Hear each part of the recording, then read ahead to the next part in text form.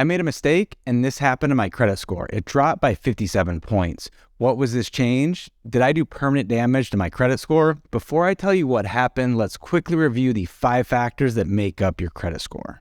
Factor number 1, the most important, your payment history, which makes up 35% of your score. Factor number 2, amount owed or utilization, which is 30% of your score. Factor number 3, the length of your credit history, which is 15%. The longer, the better. Factor number 4, new credit, which is 10%. So if you applied for a lot of new debt recently, if you have, it could lower your score.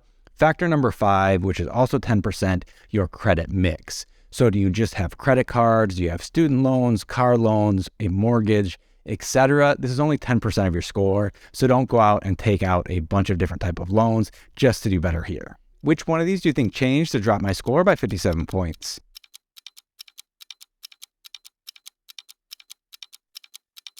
It was the amount owed, the utilization of my credit cards, or more specifically, the utilization of just one of my cards.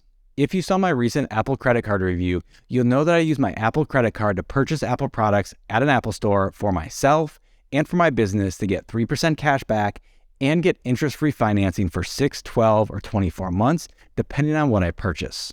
Well, one of my colleagues needed a new computer for editing our YouTube videos. This version of the MacBook Pro after tax cost $2,881. After getting 2 credit limit increases for my Apple card, the card now has a limit of $6,000. As you can see here, my balance went from $308 to $3,035, and the percent utilization for this card went from 5% to 51%.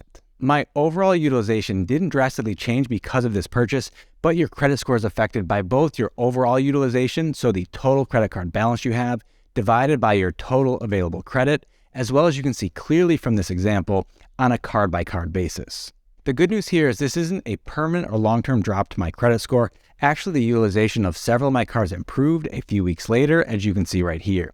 My SoFi card utilization dropped from 31% to 20%, and my Capital One card dropped from 27% to 16%, causing my score to bounce back by 37 points.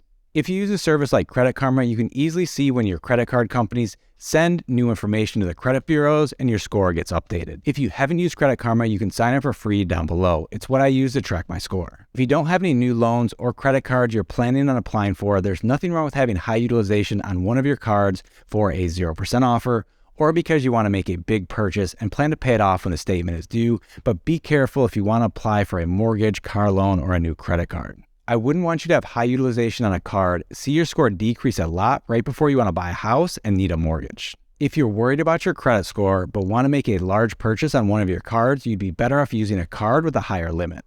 If I'd put the MacBook Pro purchase on my Venture X card instead of my Apple card, I would have seen my utilization for that card increase by 14% instead of by 46% because my Venture X has a limit of $20,000 versus $6,000 for my Apple card.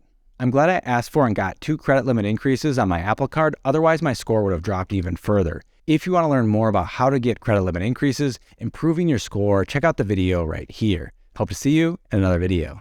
Bye-bye.